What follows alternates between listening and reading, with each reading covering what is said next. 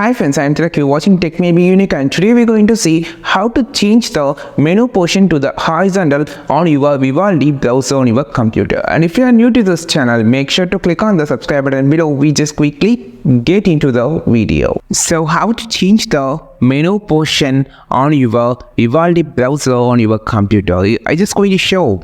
Just go to the setting first. It will be on the bottom on the side, or you can just use Ctrl F12 to open the setting. Then you just need to click on the general setting. So click on the appearance and just swipe down, and here you have this option called menu portion. It's actually on the Vivaldi button. You just need to click on the horizontal. So you can see the setting has been changed to the horizontal. You can see on the top.